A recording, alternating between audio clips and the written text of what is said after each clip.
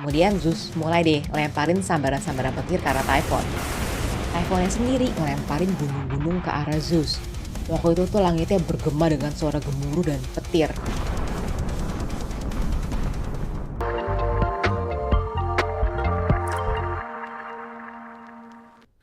Guys, kalau kita ngomongin mitologi Yunani, yang terlintas pertama kali tuh biasanya dewa-dewinya. Tapi monster dari Yunani itu juga nggak kalah terkenal, bener nggak? Nah, ada satu sosok dewa tapi juga monster yang terkenal sangat mengerikan dan paling ditakuti dalam mitologi Yunani. Namanya Typhon. Dia dijuluki sebagai ayah dari semua monster. Typhon merupakan anak dari Tartarus dan juga Gaia. Tapi ada juga yang bilang kalau Typhon ini merupakan anak dari Hera. Walaupun langsung disangga nih, soalnya dibilangnya sebenarnya Typhon bukan anak dari Hera, tapi Hera minta sama Gaia buat nyiptain sosok yang bisa ngalahin si Zeus. Namun tentunya yang paling banyak diceritakan, Typhon ini eksis karena Gaia udah semacam desperate soalnya di Titanomachy nih, pertempuran antara Titans dan Dewa Olympian, para dewa ini ngalahin para Titan. Nah, para Titan ini merupakan anak-anak dari Gaia. So that's why Typhon si dewa tapi monster ini bahkan nih ya, dari semua monster dalam mitologi Yunani dibilang paling seram. Napasnya sepanas gunung berapi dan dia juga bisa melemparkan sebuah gunung ke musuhnya. Banyak yang mencoba untuk menggambarkan si Typhon ini dan umumnya dia digambarkan sebagai sosok yang memiliki badan manusia dengan sayap yang besar di punggungnya. Udah gitu bagian bawah tubuhnya berbentuk ular viper. Terus dia memiliki 100 kepala ular yang masing-masing bisa mengeluarkan api. Dan si Typhon ini sangat besar sampai-sampai gunung bisa terlihat kecil. Typhon mempunyai pasangan bernama Echidna, monster setengah wanita setengah ular yang seringkali disebut sebagai ibu dari semua monster. Bersama-sama mereka melahirkan beberapa monster yang sangat terkenal dalam mitologi Yunani, seperti Cerberus, anjing berkepala 3 mirip Hades yang menjadi penjaga Underworld, Hydra, makhluk yang memiliki banyak kepala dan kepalanya bisa terus beregenerasi atau tumbuh kembali, Chimera, monster yang merupakan gabungan dari singa, kambing, naga, dan juga ular. Serta Sphinx nih, pasti kalian semua pada tahu ya. Kepalanya wanita, badannya singa, udah gitu punya sayap burung. Hobinya ini nanyain teka-teki kalau kita ketemu sama dia nih. Kalau gagal jawab ya udahlah bye-bye lah ya, nyawa kita diambil sama si Sphinx. Anak-anak yang lain ada Orcus, Nemean Lion, Caucasian Eagle, Ladon, dan juga Gorgon.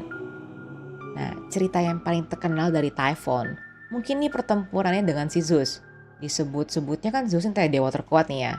Nah, si Typhon ini datang ke Gunung Olympus. Pas lagi datang, kehadirannya itu udah bikin dewa-dewi di sana tuh panik. Sampai-sampai tuh para dewa mengubah bentuk dirinya menjadi binatang buat bisa kabur dari sana. Tapi si Athena sama si Zeus tetap ada di sana.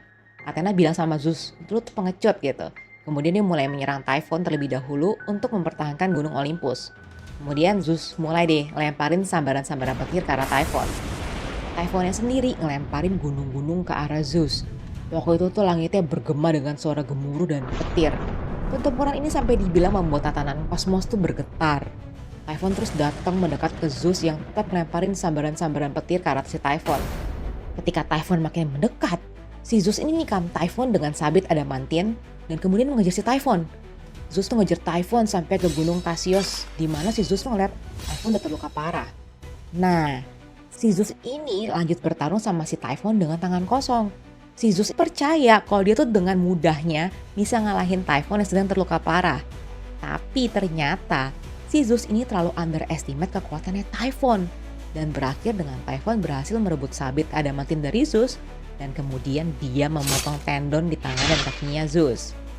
Typhon kemudian membawa Zeus menyeberangi lautan untuk sampai ke Goa Korsian. Di mana Typhon berencana untuk membuat Zeus menjadi santapannya.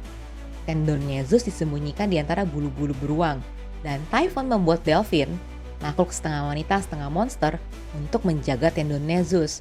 Tapi Hermes, dewa pembawa pesan yang terkenal dengan kecerdikan dan kecepatannya, dan Egipan, makhluk setengah manusia setengah kambing, berhasil untuk menginfiltrasi goa di mana Zeus ditahan, dan kemudian mereka juga berhasil ngambil tendonnya Zeus yang dijaga sama si Daphne ini. Terus mereka diem-diem masangin kembali tendonnya ke Zeus tanpa tertangkap. Ketika akhirnya Zeus mendapatkan kembali kekuatannya, dia pergi menggunakan chariot untuk mengejar Typhon. Zeus menemukan Typhon ada di Gunung Nysa, di mana saat itu Typhon sedang bertemu dengan Fates, dan juga dikelabuinya yang masih Fates.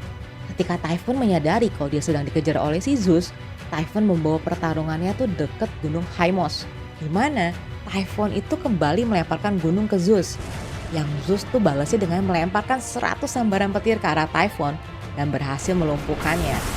Setelah itu Zeus melemparkan Typhon ke dalam Tartarus, tempat di mana banyak monster dan musuh para dewa dikirim. Setelah Typhon udah berada di dalam Tartarus, Zeus meletakkan gunung Etna di atasnya biar Typhon gak bisa kabur. Zeus tentunya berhasil mempertahankan status sebagai dewa terkuat. Tapi Typhon terus-terusan mencoba untuk meloloskan atau melarikan diri dari lubang Tartarus di bawah gunung Etna. Diyakini nih bahwa letusan gunung berapi dan gempa bumi itu terjadi tiap kali Typhon mencoba untuk melarikan diri. Dan ini yang menjadi legasi dari Typhon. Tiap adanya letusan gunung berapi dan gempa bumi dikaitkanlah dengan si Typhon ini. Bahkan setelah kekalahan Typhon, keturunan dari Typhon tuh terus melanjutkan perjuangan Typhon untuk menantang para dewa-dewi Yunani. Kisah dari Typhon ini bisa dibilang menjadi pengingat. Bahkan di alam dewa-dewi di sana, kerentanan atau kelemahan itu tetap ada. Perlawanan Typhon terhadap Zeus tidak hanya sekedar pertempuran kekuatan, melainkan konfrontasi kayak old versus new, ya gak sih? Dan tentunya, seperti makhluk mitologi lainnya, Typhon juga muncul di berbagai pop culture nih. Salah satunya di series Percy Jackson and the Olympians. Monster bernama Typhon muncul dan digambarkan sebagai monster raksasa berbentuk naga. Di acara TV berjudul Hercules The Legendary Journeys, Typhon juga muncul, tapi digambarkan sebagai raksasa.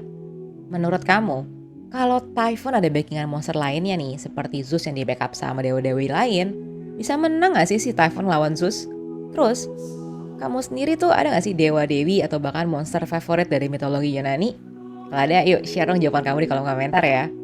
Anyway, kalau kamu ada request buat Mbak Em bawain topik tertentu, share juga di komentar. Atau kamu juga bisa reach out Mbak Em di sosmed Mbak Em yang lain.